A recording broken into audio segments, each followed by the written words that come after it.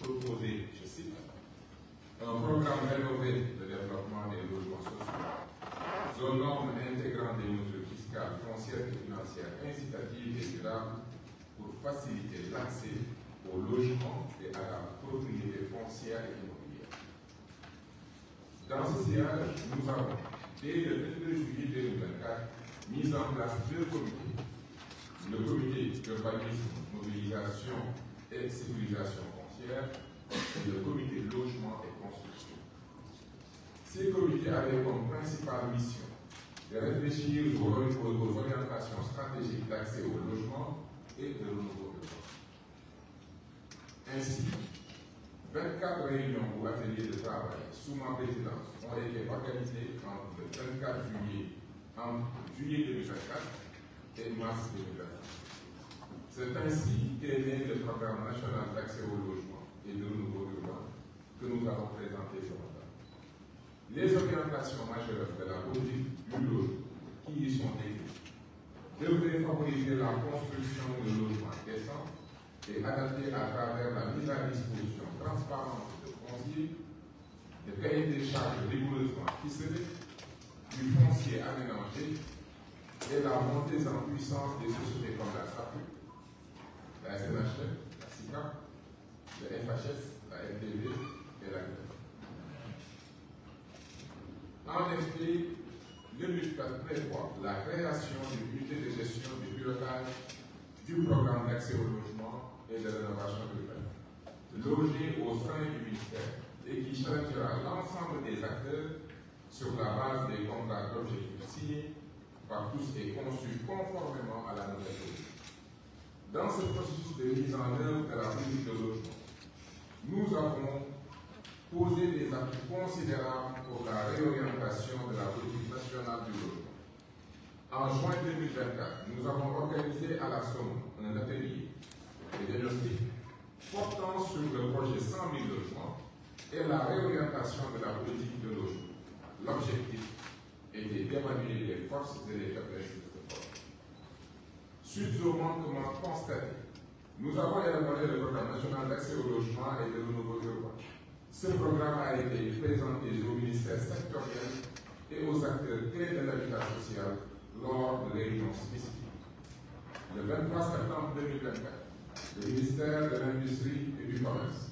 Le 8 octobre 2024, au ministère des Mines et de l'Énergie. Le 26 novembre 2024, au ministère des Finances et du Budget. Une rencontre est aussi prévue avec le ministère en charge de la formation professionnelle en Afrique. Il convient également de souligner que nous avons eu le privilège de présenter au Premier ministre le 13 décembre 2024 le programme pénal. Sous ce rapport, les orientations majeures que nous avons eu à présenter tout à l'heure ont déjà été validées en Conseil des ministres le 22 janvier 2025, où il a été instruit de communiquer chaque mois sur les avancées du pénal. Mesdames, Messieurs, pour la mise à contribution des bailleurs publics et des fonds dédiés à l'habitat social, le pénal a été présenté à la Caisse de dépôt et consignation, CDC, à la Banque de l'Habitat, à l'ABIS, au Consortium des industriels du Sénégal, à l'Ordre des architectes, au secteur bancaire et à d'autres établissements financiers du secteur du logement. Nous avons aussi entamé avec l'ANAT un projet d'extension de 13 chefs-lieux de région, plus Bourg et Touba, identifié près de 18 000 hectares à travers le territoire national et finaliser les procédés techniques et les cahiers des charges de ce programme. Une assiette de 4 000 hectares est ciblée à la sortie 5 de l'autoroute Ila Touba pour abriter la zone industrielle du bâtiment, incontournable pour combler le déficit de plus de 500 000 logements sur une période de 10 à 15 ans. Il me plaît également de souligner que le PNAB a fait l'objet de présentations aux partenaires techniques et financiers communautaires et internationaux. À cet effet, je peux citer l'organisation de l'atelier de diagnostic et de réorientation de la politique de logement, l'organisation de l'atelier avec les 14 chefs de services régionaux de l'urbanisme, la présentation du PNAB au Forum urbain africain en Éthiopie et au Forum urbain mondial au Caire. un voyage en Chine pour rencontrer des partenaires pour la mise en place des centrales d'achat sur instruction de M. le Premier ministre. Je peux également citer la négociation de plusieurs accords et des tournées officielles du ministère en charge de ce dossier. L'intérêt du PNALU, c'est également de concrétiser lors de nos réunions de travail avec Shelter African Bank, la BEAD, la Banque africaine de développement, la BANEA, la Banque mondiale et la CAF. Ces partenaires financiers ont non seulement exprimé leur soutien par des lettres de caution et leur appréciation des modèles de réalité, mais ont également donné un accord de principe pour accompagner activement le programme. Parmi eux, je vais citer la signature d'un mémorandum d'entente avec Shelter African Bank le 21 janvier 2025.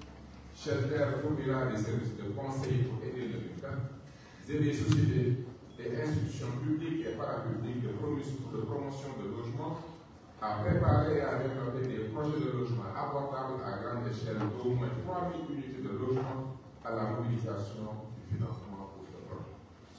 La Banque africaine de développement et la Banque ouest-africaine de développement s'engagent à mettre en place une enveloppe de 6 milliards à titre de subvention pour des études des sites du programme et des assistances techniques pour la structuration du programme. L'enveloppe est attendue dès la signature du décret. La Banque mondiale s'engage à prendre en charge 5 experts consultants choisis par le MICA pour l'assistance technique. Le Centre pour le financement du logement abordable, CAF, apportera des informations sur le marché pour permettre aux parties prenantes du secteur public et privé de prendre des décisions politiques et d'investissement en faveur d'un meilleur accès au logement abordable. Financement des acquéreurs et des promoteurs. Des négociations sont en cours pour l'acquisition d'une enveloppe de refinancement avec un montant pouvant aller jusqu'à 400 milliards de francs CFA pour faire face aux problèmes du profondeur du marché. La Banque de l'Habitat du Sénégal va gérer ce risque bancaire et la syndication avec la FHS qui s'occupera de l'aide financière. Des négociations sont menées auprès des systèmes financiers décentralisés pour la création d'un pool de SFD pour les prêts à court terme destinés aux couches défavorisées pour l'acquisition de parcelles viabilisées à travers les SPV. Un travail est en cours avec ces parties prenantes au niveau local, national et régional, continental et mondial pour soutenir la réalisation d'investissements dans le logement abordable au Sénégal. Durant tout ce processus, nous avons mis en avant la nécessité d'une réflexion consensuelle sur l'architecture de nos villes et communes et l'attention particulière que nous accordons au respect des règles d'urbanisme, d'architecture et de contrôle de construction. Nous lancerons au courant de ce mois le recrutement d'un consultant expert économiste senior pour élaborer le document de politique publique du programme avant d'entamer le processus de maturation du programme. Nous nous préparons également à un conseil interministériel sur le logement afin d'assurer une mise en œuvre optimale de la nouvelle politique de promotion du logement. Mesdames, Messieurs, le Sénégal, à l'instar de nombreux pays en développement, fait face à un déficit en matière de logement, notamment pour les ménages à revenus faibles et inférieurs. Ce déficit constitue un frein à l'épanouissement des populations et à la réduction des inégalités sociales. C'est pourquoi le gouvernement a mis en place ce programme, un programme ambitieux qui vise à faciliter l'accès au logement pour tous, tout en encourageant la rénovation urbaine et le développement d'infrastructures. Cependant, la réalisation de ces objectifs ne peut se faire sans la mobilisation active de toutes les directions, sociétés et services du ministère. Votre expertise, vos ressources et votre capacité d'innovation sont indispensables pour accompagner cette dynamique et permettre à des milliers de Sénégalais d'accéder à un logement décent. Mesdames, Messieurs, le PNALU n'est pas un projet lointain confié à d'autres. Son Excellence le Président de la République et M. le Premier ministre, par le truchement de leur confiance, l'ont mis entre nos mains. Chacun d'entre vous dans votre domaine d'expertise, en est un acteur clé. Ce programme est notre héritage commun. Il portera la marque de notre engagement, de notre rigueur et de notre passion pour servir le Sénégal. Au-delà des exposés techniques, je suis ici pour dire que nous n'avons pas le droit d'échouer parce que des familles vivent des conditions indignes, des enfants grandissent sans toit sûr, des quartiers entiers sont laissés en marge du développement. Cela doit cesser. Et c'est à nous d'y mettre fin, sous l'impulsion de son Excellence, M. le Président de la République, et sous les orientations de M. le Premier ministre. Comment y parvenir? En priorisant l'efficacité, chaque délai non respecté, chaque dossier retardé, c'est une famille qui continue de souffrir. En innovant, osons repenser les procédures, simplifier les processus et briser les barrières de l'organisme. En travaillant en synergie, la réussite de ce programme dépendra de notre capacité à collaborer sans silo, sans égo, mais avec une obsession du résultat. Mesdames, Messieurs, dans quelques années, quand nous regarderons en arrière, que dirons-nous? Aurons-nous été les spectateurs d'un échec annoncé ou les artisans d'une révolution urbaine et sociale? Je choisis la deuxième option et je pense qu'il en est de même pour vous. Je veux que demain, qu'énormément de Sénégalais puissent dire, c'est grâce à eux que j'ai eu mon choix. Je ne termine pas ce discours par des remerciements conventionnels. Je le termine par un appel. Travaillez comme si les dépendaient de vos efforts, parce que c'est le cas. Croyez en ce projet, comme vous croyez en l'avenir de ce pays. Agissez avec la détermination de ceux qui savent qu'ils peuvent changer le cours des choses.